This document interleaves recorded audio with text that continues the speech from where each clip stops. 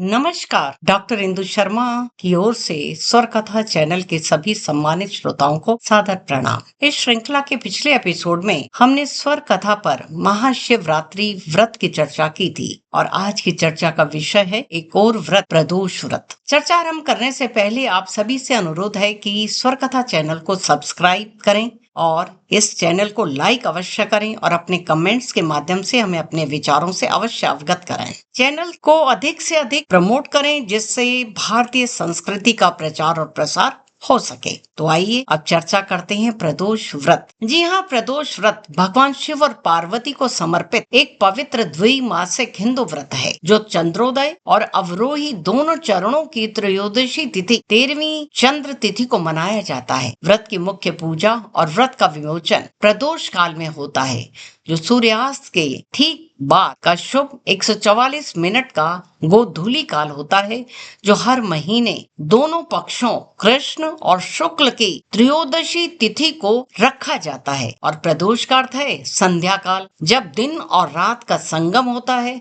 इस समय भगवान शिव की उपासना करने से साधक को विशेष पुण्य और कल्याण की प्राप्ति होती है। इसका मुख्य उद्देश्य महादेव की कृपा से कष्टों, रोगों और कर्ज से विमुक्ति पाना है। पुराणों में वर्णित प्रदोष काल में देवता भी भगवान शिव की आराधना करते हैं। कथा के अनुसार समुद्र मंथन के समय हलाहल विष निकला, तब भगवान शिव ने उसे अपने कंठ में धारण कर संसार को महाविनाश से बचाया। उस समय देवताओं ने संध्या काल में शिव जी की स्तुति की थी। तभी से यह प्रदोष काल शिव पूजन का सर्वोत्तम समय माना गया है। एक और कथा के अनुसार जो प्रदोष व्रत की महिमा को दर्शाती है, प्राचीन काल में एक नगर में एक अत्यंत गरीब ब्राह्मणी अपने पुत्र के साथ रहती थी। वह प्रतिदिन भिक्षा मांगकर अपना जीवन यापन करती थी। एक दिन जब वह भिक्षा लेकर लौट रही थी तो उसे एक घायल और एक अनाथ बालक मिला जिसका नाम धर्मगुप्त था। वह बालक विदर्भ देश का राजकुमार था जिसके पिता को शत्रुओं ने बंदी बना लिया और उसके राज्य पर कब्जा कर लिया था। दयालु ब्राह्मणी ने उस राजकुमार को अपने घर में शरण दी और अपने पुत्र के समान उसे पाला। कुछ समय बाद ब्राह्मणी और राजकुमार दोनों ने नियमित रूप से प्रदोष व्रत करना शुरू कर दिया। एक दिन जब राजकुमार जंगल में घूम रहा था तो उसकी मुलाकात अंशुमति नाम की एक गंधर्व कन्या से हुई। दोनों को एक दूसरे से प्रेम हो गया। अंशुमति के पिता गंधर्व राज को जब इस बात का पता चला तो उन्होंने भगवान शिव की कृपा से राजकुमार को पहचान लिया। अपनी पुत्री का विवाह पूरे विधि विधान से धर्मगुप्त के साथ कर दिया। बाद में गंधर्व सेना की मदद से राजकुमार धर्मगुप्त ने अपने शत्रु को पराजित किया और अपने पिता का विदर्भ राज्य पुनः प्राप्त कर लिया। इस प्रकार प्रदोष व्रत के पुण्य और भगवान शिव की कृपा से ब्राह्मणी के समस्त दुख और गरीबी हमेशा के लिए दूर हो गए।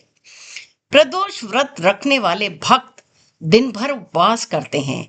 संध्या के समय स्नान कर स्वच्छ वस्त्र धारण करते हैं। शिवलिंग को गंगा जल, दूध, दही, शहद और बेल पत्र से उसका अभिषेक करते हैं। दीपक जलाकर शिव पार्वती की आराधना की जाती है। ओम नमः शिवाय मंत्र का जप और प्रदोष स्तोत्र का पाठ किया जाता है। व्रतधारी रात्रि में हल्का फलाहार ग्रहण कर अगले दिन प्रातः व्रत का पारण करते हैं। मान्यता तो यह भी है कि व्रती को ब्राह्मणों को भोजन कराना चाहिए और दान दक्षिणा देनी चाहिए।